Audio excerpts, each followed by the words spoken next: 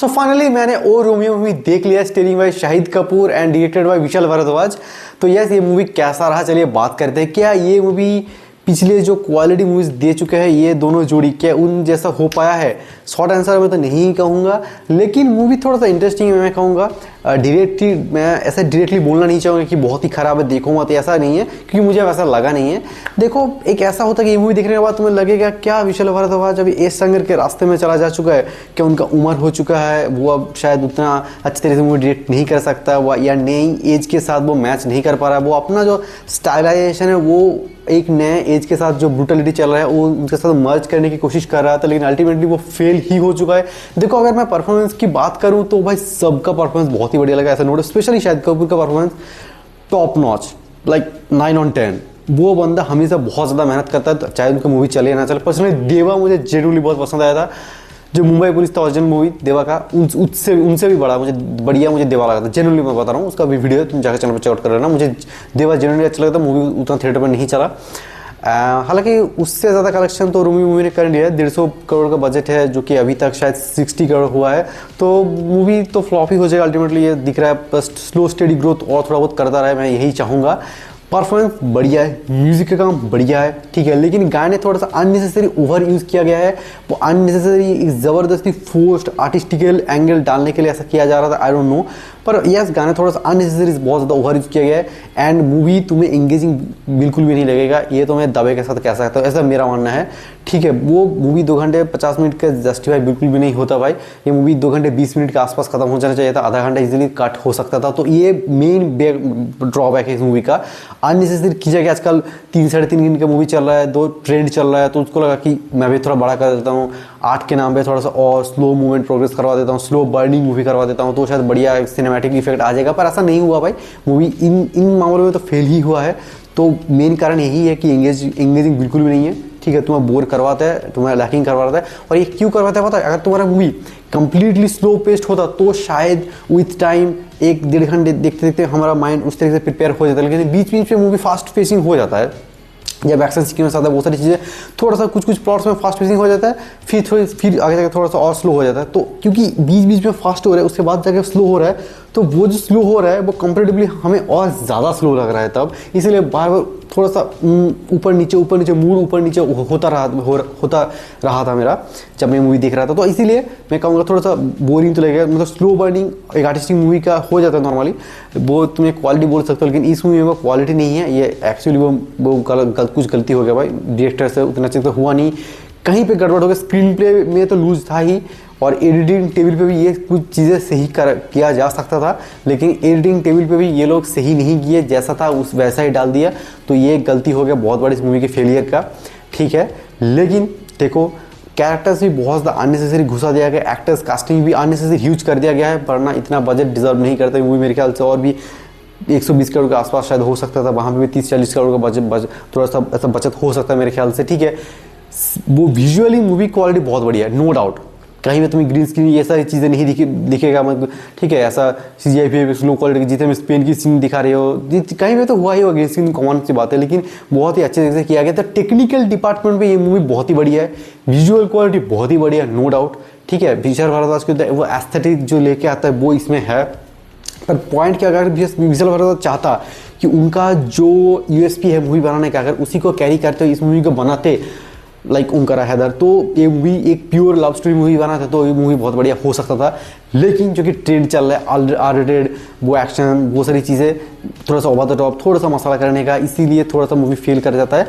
लेकिन एक मेरे ख्याल से एक नया कोशिश था, ऐसा नहीं कि दोनों जॉनरा को मर्जर नहीं किया जा सकता। राम गोपाल वर्मा ने किया है अपने टाइम पे, एंड अभी हाल ही में आदित्य धर ने भी किया है, राम गोपाल वर्मा से ही इंस्पायर्ड है जो मुझे लग रहा था। धुरंधर में भी जो एक स्पाई और गैंगस्टर जॉनरा को बहुत ही अच्छी तरीके से मर्ज कर दिया है, जैसे कि फील ही नहीं होता।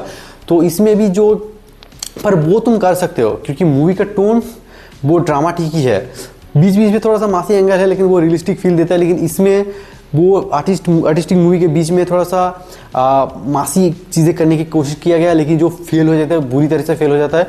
वो मूवी बहुत ही अजीब फील होता है, कहीं पे बहुत ज़्यादा एस्थेटिक आर्टिस्टिक मूवी बनने की कोशिश कर रहा है, एकदम सिनेमा बनने की कोशिश कर रहा है, और कहीं पे जाके बहुत ही मास मसाला एक्शन मूवी बनाने की कोशिश कर रहा है, वो तो टॉप, पता नहीं वो मर्जर हो ही नहीं रहा था। ऐसा ही बहुत अच्छा खासा मर्जर मैंने देखा था एनिमल मूवी में, मुझे उसका मर्जर भी बहुत बढ़िया लगा था।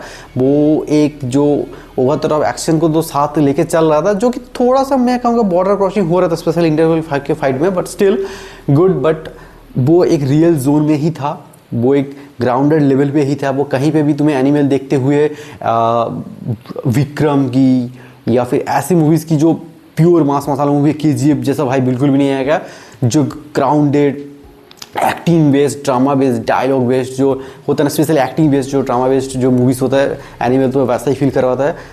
तो वही इसका जो ड्रामा सेक्शन है वो बहुत ही बढ़िया, नो डाउट, ओ रोमियो का। पर वो खींचा गया है, मतलब अच्छा है लेकिन अननेसेसरी लेंथन है, वो थोड़ा और शॉर्ट होता तो और बढ़िया रहता।